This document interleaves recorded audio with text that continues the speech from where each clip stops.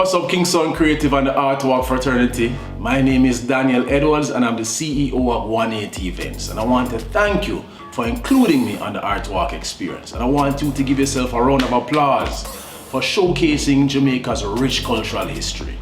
So, we are the people behind Long Story Short, and Long Story Short is one of Jamaica's greatest cultural phenomena. It's Jamaica's first and only storytelling showcase / live music experience. It's a haven and a safe space for creatives to come and share their truth and art in 5 minutes or less. So, do you want to hear the story behind Long Story Short? Well, long story short, in the summer of 2016, me and a group of friends were up in Garden Town, way up, so high up that we were on eye level with the sun. So a friend of mine, Kevin Wallen, said to all of us, tell me a true story in 5 minutes or less. So there was a poet named Sage, there was Colleen Diedrich, and we all exchanged stories, and immediately a light bulb went off in my head. I was obsessed with this idea. We all had these diverse stories, and I believe that stories are the paint that decorate the canvas of life. So we made a vow that we would bring this event to life, and life got in the way. But in September of 2019, we got the opportunity to birth Long Story Short on Miss Lou's birthday, her 100th birthday, at One Grosvenor Terrace. So it has become a staple now, a monthly event, and a hotbed for creatives to share their stories. So far we've had Muta Baruka, we've had Mikey Bennett, we've had Joy Kelly, we've had Alaine, Kiki Toms, Craigie T from Tioke, and so much more.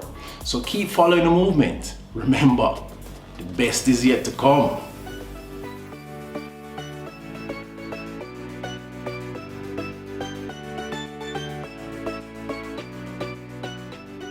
With the advent of what's happening globally, it has forced us to be more creative, to come up with different solutions to continue this game called life. In the midst of this pandemic, yes, that's what I'm calling it, because I really feel that there's a bigger picture at play and some of us are not really seeing the whole picture.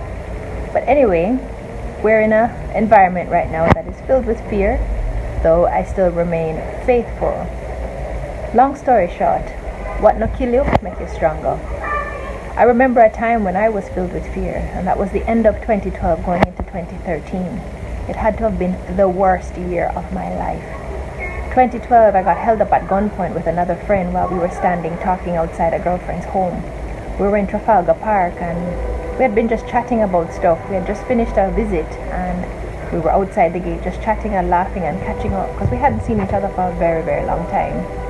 Anyway, whilst we were talking, her back was turned to the top of the road and I saw two guys walking down the road. Something in my spirit said, boy, something don't look right or feel right, but we continued talking. Anyway, in the matter of about another minute, the guys just disappeared. And then when I said to her, about to say, hey, you know these guys, and before I could finish saying these guys, the two of them popped up from behind our cars and they held us up at gunpoint.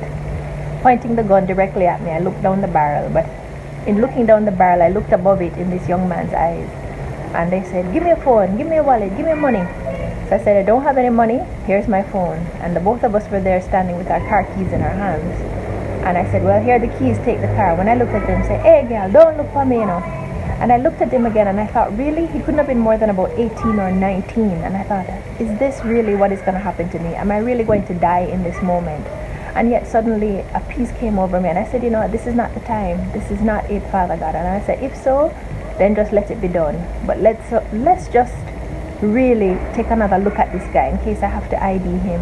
Anyway, when I looked at him again, he persisted again to point the gun in a more, threatening manner and said, hey girl, you know hear what I say? So anyway, I held my head down and I looked away for a minute and then I looked back and I said, I've given you what I have, I don't have anything. I'd had a little clutch on my hand at the time that had my bank card and ID. So the other guy that was with him took that. Anyway, they ran off. After that, my girlfriend and I went back inside to the house that we were standing in front of. She immediately broke down in tears, but I just went into action mode, called the police, used their phone to call to report what had happened. After that happened, I was really riddled with fear. I was afraid to come out of my house. Whenever I went anywhere, I was constantly looking around and just feeling so threatened all the time. And I thought, man, just like that, I could have died. But something just came over me and said, you know what, I cannot live in fear. I cannot let this stop me from continuing to do what I need to do, to get out to work, to go wherever. And it had become so bad that even just the sight of someone coming towards me would fill me with anxiety. Anyway, as soon as I got over that, I thought, okay, I can breathe easy again.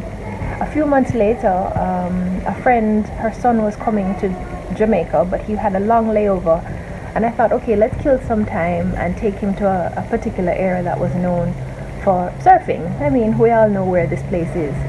Anyway, when we got there, I decided to tell him to stay in the car, and I went to just to investigate, because I really had just shown up without any prior arrangement or plan.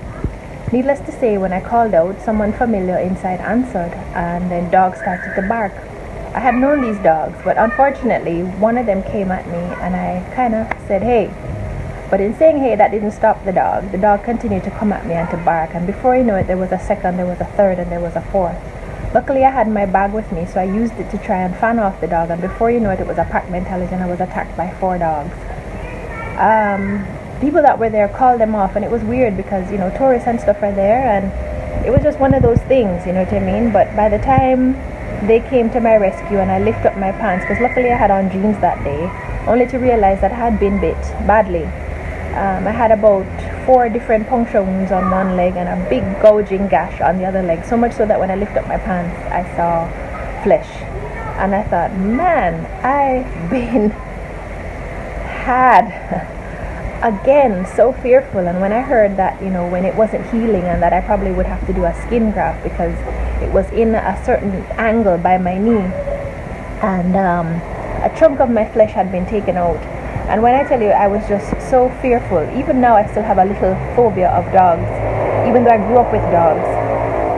But the long and short of that was that I said to myself, there's no way I'm going to do a skin graft. I'm refusing to take any flesh off of my bottom for patch no leg. So, Father God, you better work it out. You better make this hole heal. Well, so said, so done. So whether it was the power of faith or not, but by the next day, and this had been after almost a month of a wound that was not closing, that was not healing, something miraculous started to happen. The hole started to heal. So again, it was my faith that really took me through.